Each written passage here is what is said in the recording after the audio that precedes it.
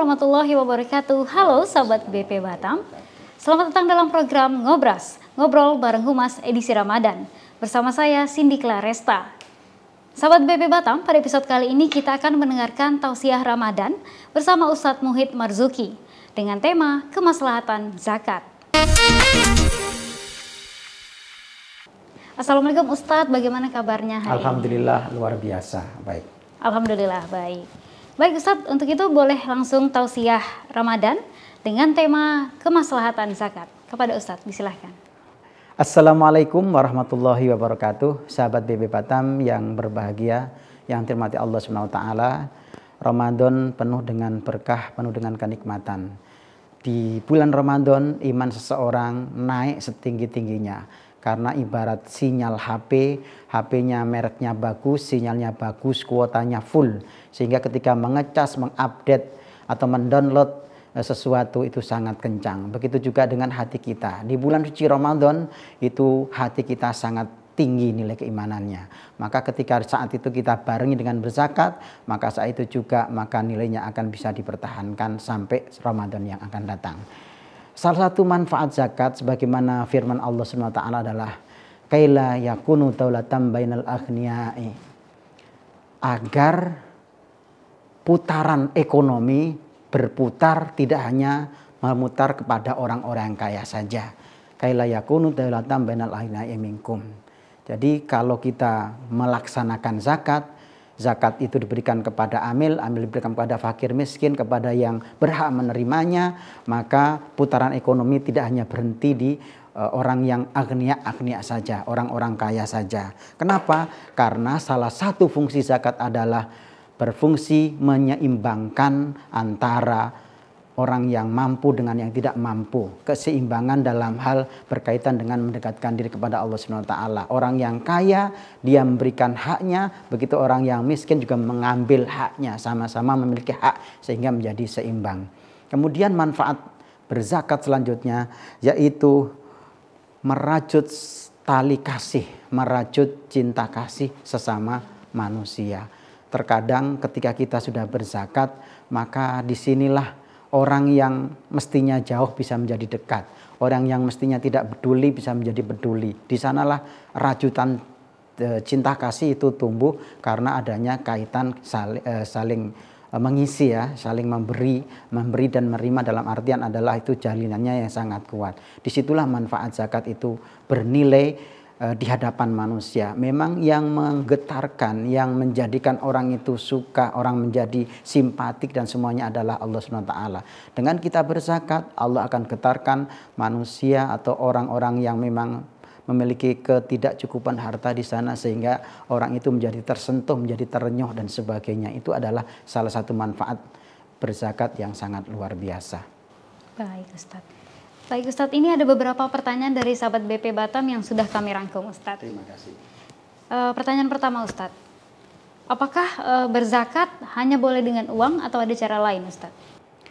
Pada dasarnya berzakat itu saat ini kalau yang paling utama, balik lagi kepada yang paling utama, itu adalah kita membayar melalui amil, datang langsung karena di sana ada ijab, ada qabul, kemudian menandatangani. Kan terkadang ditanya gitu kan, zakat yang dikeluarkan tidak dari money laundry. Nah, terkadang zakat yang dikeluarkan itu kan ditanya bukan dari harta haram, bukan harta dari pencurian. Itu di sana ada sehingga jelas kehalalannya. Memang kalau seandainya lewat online itu bisa, tapi doanya juga melalui online.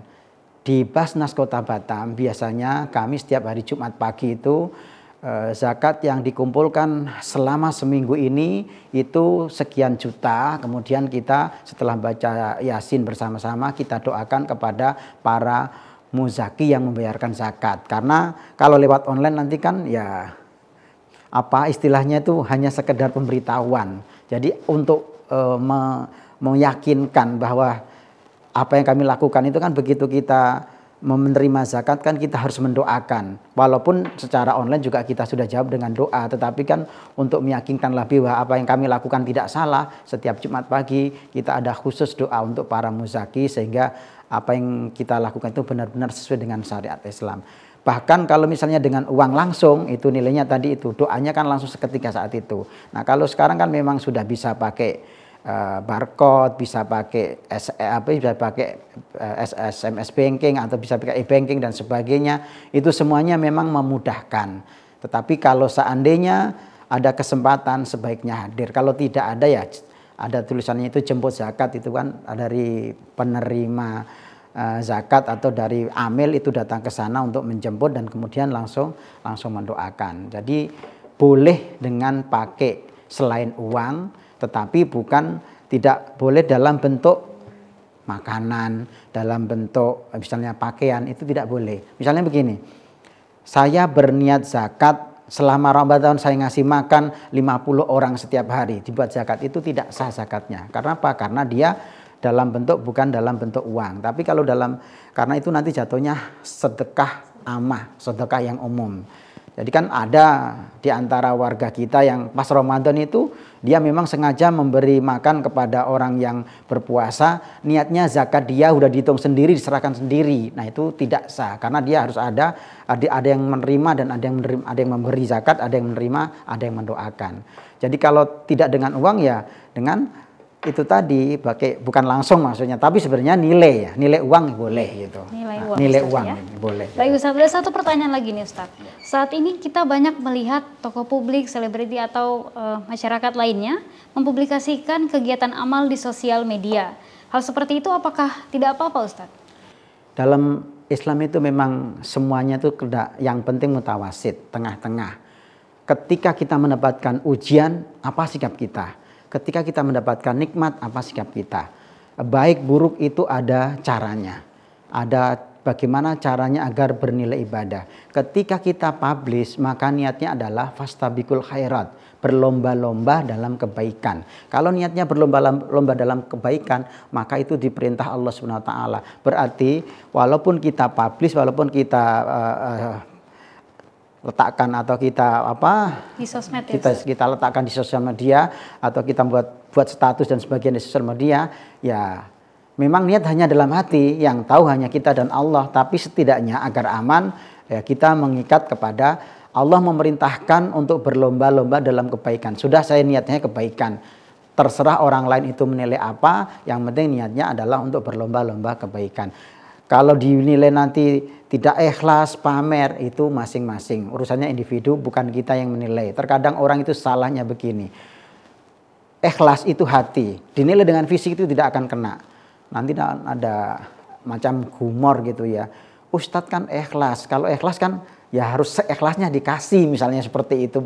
Misalnya seperti itu ya nggak bisa karena ini ikhlas itu nilainya di hati, tapi dinilai dengan penilaiannya dengan akal. Antara hati dan akal itu tidak bisa disamakan karena letaknya berbeda, cara penilaiannya mestinya berbeda begitu. Jadi menurut saya sah-sah saja, tinggal bagaimana caranya agar kita itu tetap menjadi orang yang di tengah-tengah tadi. Ketika kita membuat status, niatnya adalah fastabiqul khairat. Demikian Mbak.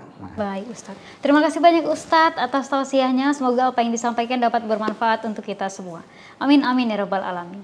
Baik sahabat BP Batam, dengan berakhir tausiah dari Ustadz Muhid Marzuki, saya Cindy Claresta, beserta kru bertugas pamit mohon undur diri. Jangan lupa untuk like, komen, dan subscribe channel YouTube Badan Pengusahaan Batam.